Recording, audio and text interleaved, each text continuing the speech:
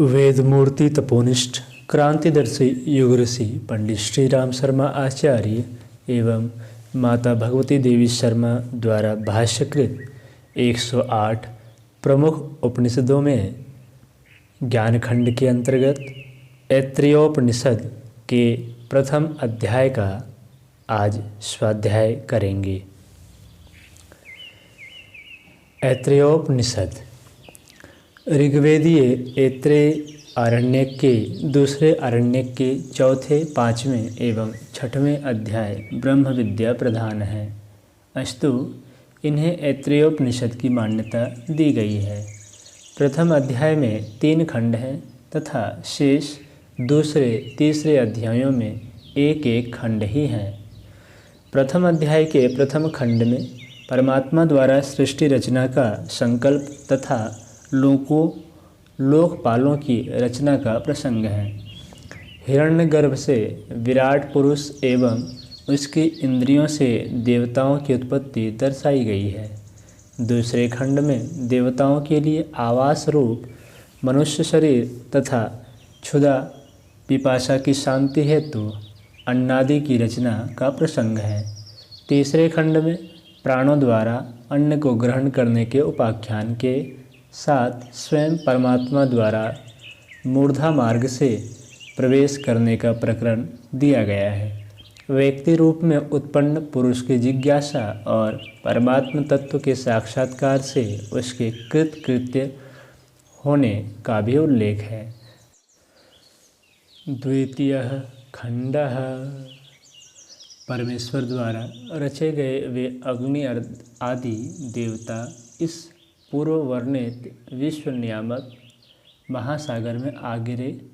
उन्हें उन परमात्मा ने क्षुधा पिपासा से युक्त कर दिया।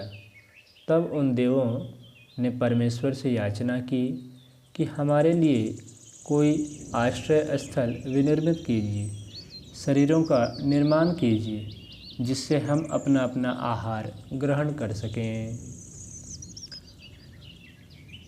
उपनिषद के ऋषि दूसरे मंत्र में कहते हैं, देवताओं द्वारा ऐसे कहने पर ईश्वर ने उनके लिए गौ शरीर का निर्माण किया। उन्होंने कहा, यह हमारे लिए पर्याप्त अर्थात उपयुक्त नहीं है। तब ईश्वर ने अश्व शरीर बनाया। उसे देखकर वे बोले, यह भी हमारे लिए पर्याप्त नहीं है।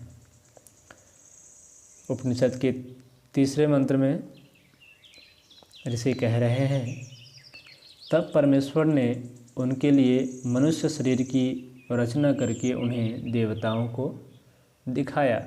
तब वे सभी देवगण बोले, बस यह बहुत सुंदर रचना है, सचमुच ही मनुष्य सर्वश्रेष्ठ है।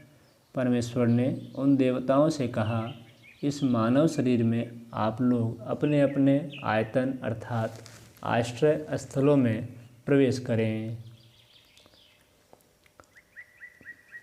चौथे मंत्र में ऋषि कहते हैं, परमात्मा की आज्ञा पाकर अग्निदेव वाणी का रूप धारण कर मुख में प्रविष्ट हुए।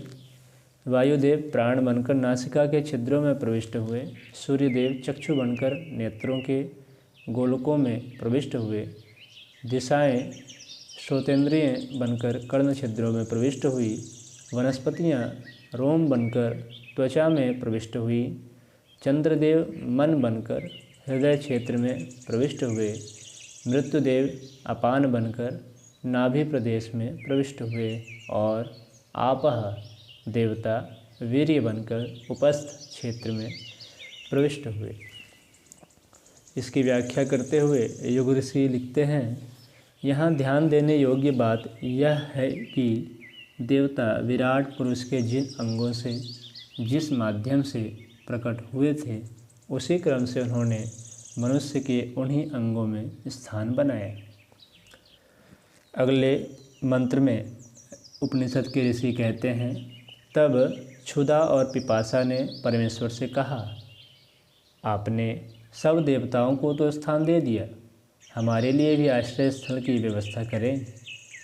परमेश्वर ने कहा, मैं तुम दोनों को इन देवताओं में ही भाग प्रदान करता हूँ। जिस किसी देवता को कोई आहार अर्थात हव्य प्रदान किया जाएगा उसमें तुम दोनों का भी हिस्सा होगा। तभी से इंद्रियों द्वारा आहार ग्रहण करने पर भूख और प्यास को भी परितृप्ति मिलती है।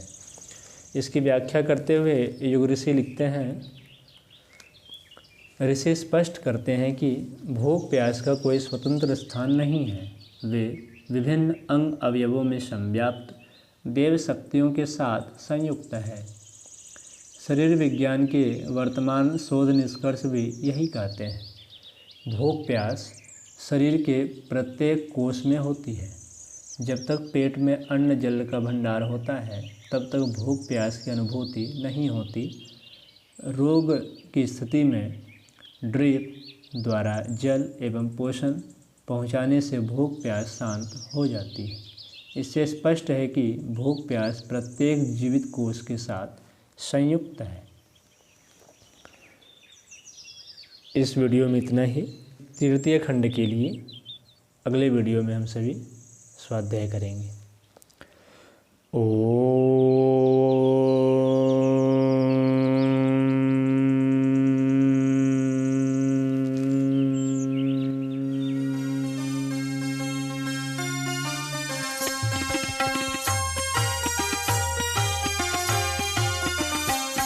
चलो गुरुदेव के सपने सजाने की शपथ ले लें।